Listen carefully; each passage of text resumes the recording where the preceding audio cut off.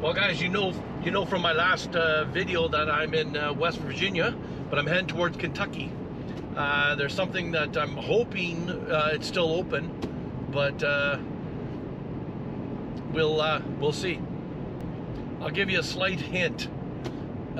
It'll be fairly handy if it rains a whole lot, like for 40 days and 40 nights.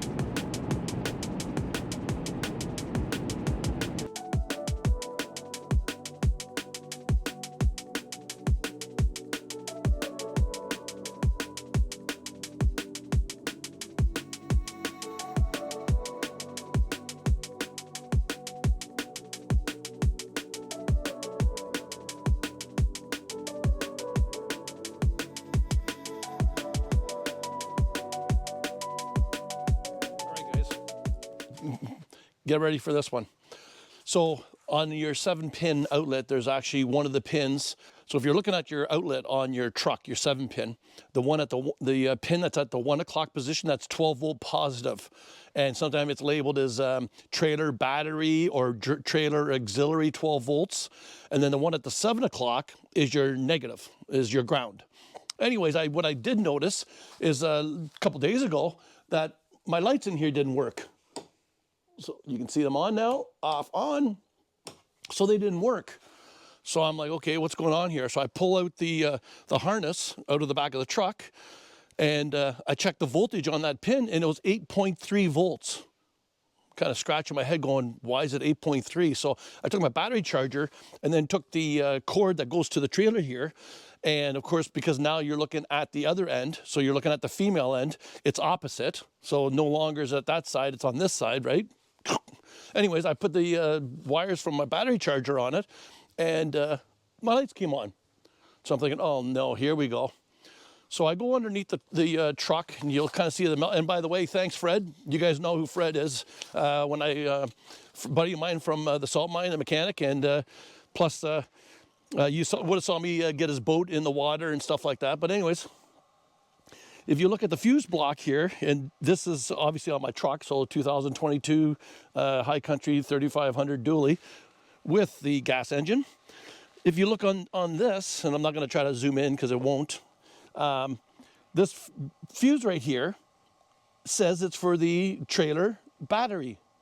So I tested, it's got 12 volts on it and it's good. I couldn't figure out why in the hell I would only be getting 8.3. So Fred says, well, because there's two batteries on this one, guys. There's one here and then there's one on the far side over there. I disconnected the batteries, waited for a little bit, put it back together, and I had 8.3 volts. So then I ended up testing this battery.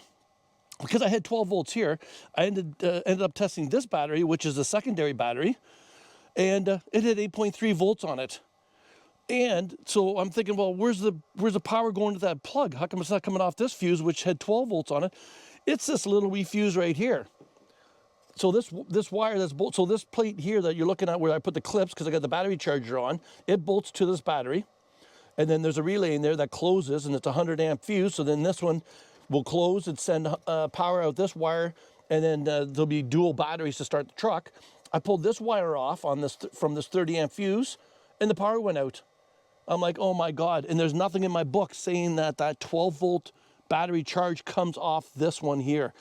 Does not come off this one, even though this says that's what it's for.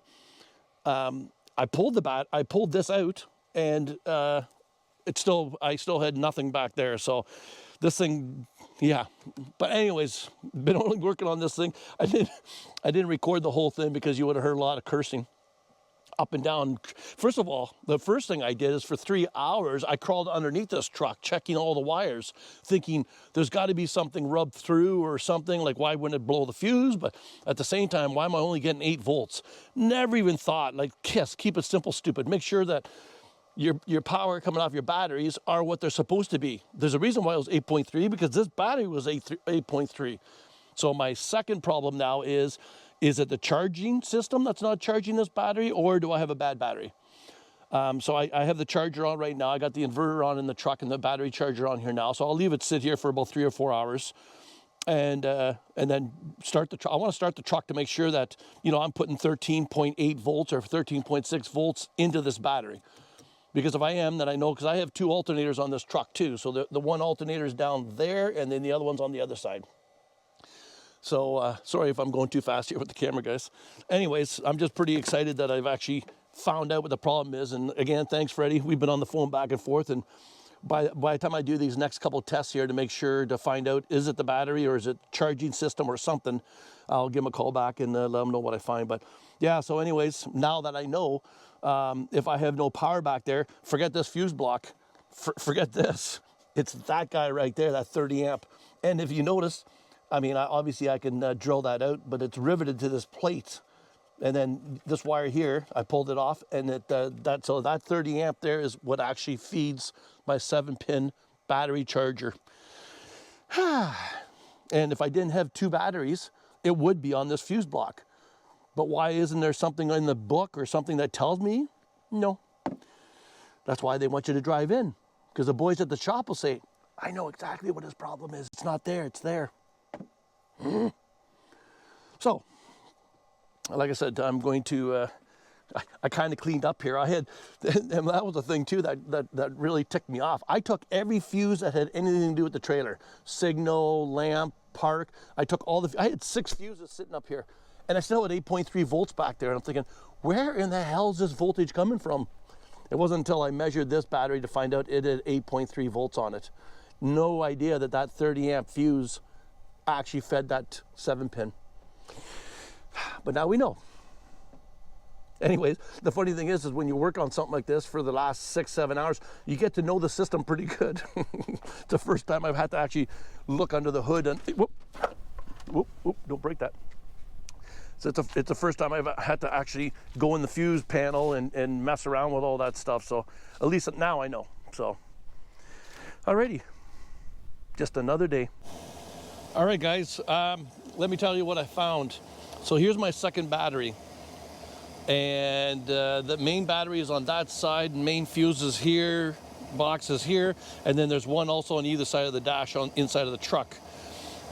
This isolating relay here wasn't being energized.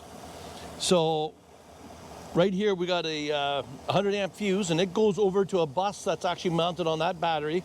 And this 30 here is, like we talked before, is my 12 volts going to the 7-pin plug to charge the trailer battery. I think the reason why they do that is that way if this battery, so let's say I left the lights on inside the trailer or it's charging the battery and it kills this battery, it doesn't kill your main, so you can still start your truck. The problem is after the truck got started, like it would start, this relay was not closing. So I checked the fuse here, and it's called auxiliary battery, and I believe it was number 79 fuse, which is a 10 amp fuse. I checked it, it was good. So I took some strands of wire in the socket here, right? Because my leads were too big to go inside the socket. So I just stuck some strands and I measured those 0 volts. But, so I put the charger on this battery, and once I got the charge back on this battery, then this relay would close. So I'm wondering, it sensed that this was a dead battery or really, really low, so it wouldn't close this relay, but I don't know. I'm not a mechanic, so I don't know. But right now, this is coming from the other battery, back feeding into this battery. So I have 13.8 volts on this side, and I also have 13.8 volts on this side, so this relay is closed because this battery still was only sitting at 12.2 volts. So right now, the alternators are charging both. So I got the snowplow prep on this truck. So I have 2 batteries, 2 alternators, and I know somebody was asking, and I kind of forget who was asking, but yes, I got the heavy duty sway bar right there. You can see it's like a pretty big fat sway bar there. So yeah, and I think that's what gives me the higher rating on the axle, which when I do my question and answer, you'll see my front axle. I think it's at 6,400 pounds for the front axle and 10,000 for the rear. So the front axle, your steer axle, I think is, like I said, 6,400 pounds, and the drive axle is 10,000 pounds. So I'm just going to keep an eye on this, and I'll definitely know pretty easy. So I'm thinking maybe when and technically it's not me leaving the lights on in the trailer, but it is hooked up to that second battery, So if it sits for a week or whatever, is it enough to drain this battery? I got to be honest, I don't know. But now that I know it, it's something I got to keep an eye on, just to make sure these lights work now. Boop. Sweet. Lights are on. All right. Whew, that took me all day. Again, like I said, guys, when I first tested that plug, it was 8.3 volts. Yet when I went to the fuse box and tested the fuses, they're all sitting at 12.4, 12.6. I'm thinking, where am I only getting 8 volts? Well, I had no idea that the only thing coming off that second battery is, well, obviously, when it closes that relay, it connects both batteries together. But the only thing coming off of it is 130 amp fuse, and that goes to that 7 pin on the back of my truck that feeds 12 volts auxiliary out, which makes sense. You got it plugged in, 12 volts out. You could have a stereo in your trailer. You could have some disco lights and all that kind of good stuff. The last thing you want to do is have your main truck battery be drawn down. That makes total sense to me. Now I know. Slowly, I'm starting to know this truck. So, yeah, that was an exciting day. I was hoping to do other stuff today. I was going to go for a nice hike. I did go for a little bit of a hike. I'm leaving tomorrow, but it is what it is. So we're going to go see something fairly cool. I think it's going to be fairly cool, so you're just going to have to wait. Wow, you're going to wait like 4 seconds. I'm going to wait for about an hour and a half. Just the one and only passenger? I'm the VIP. Or maybe nobody just wanted to ride with me. Maybe that's it.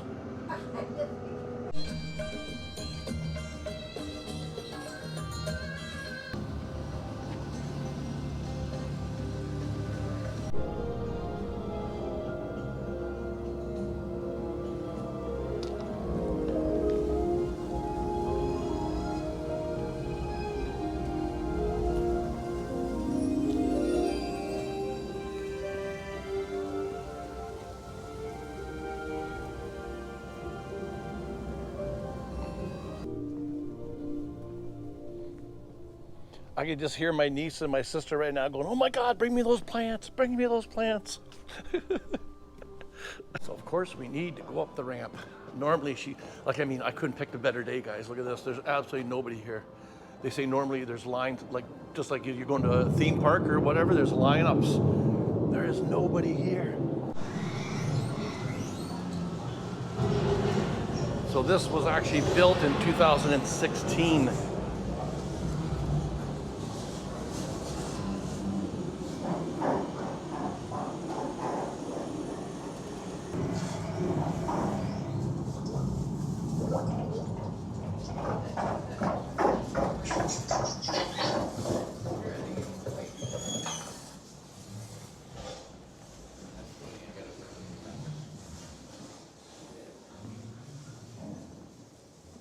Look at the beams, guys. Wow. Now I have no idea, to be honest, whether I'm at the stern or I'm at the bow. I have no idea. Look at these. Oh, that is cool. Listen to the sound.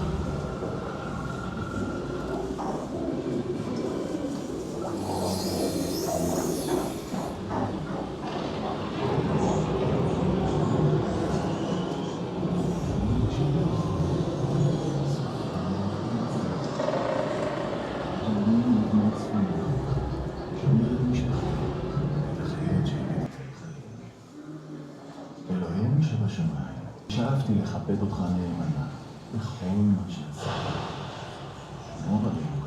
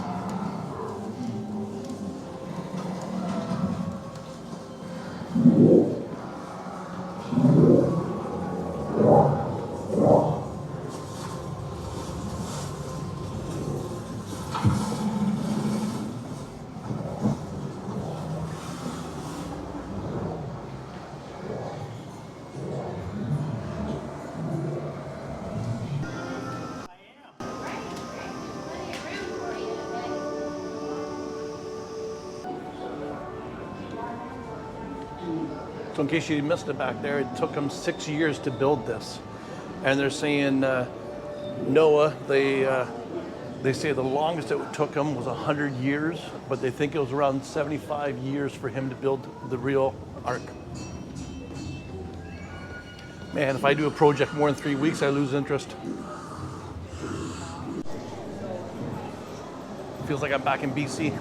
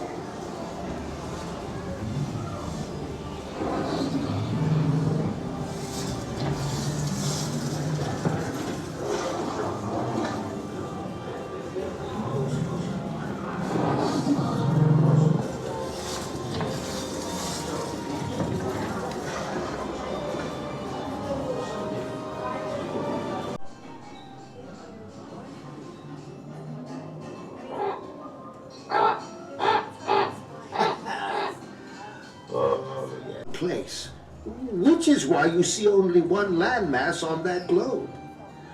Oh, I have traveled and explored much of the land and seen so many great marvels. How many animals are on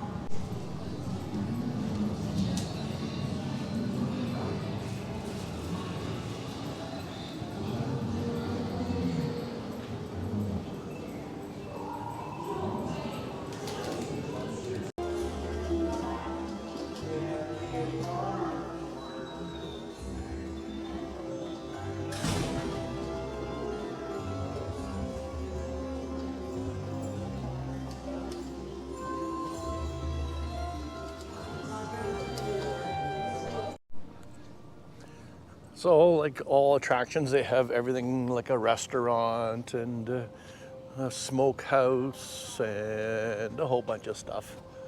But anyways, there we go. We'll just see the bottom of that thing. Look at the size of that thing. That's pretty cool.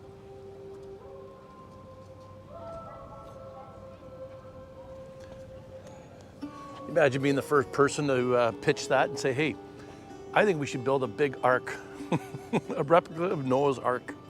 Bet you they just kind of looked at him going, what did you get up to last night?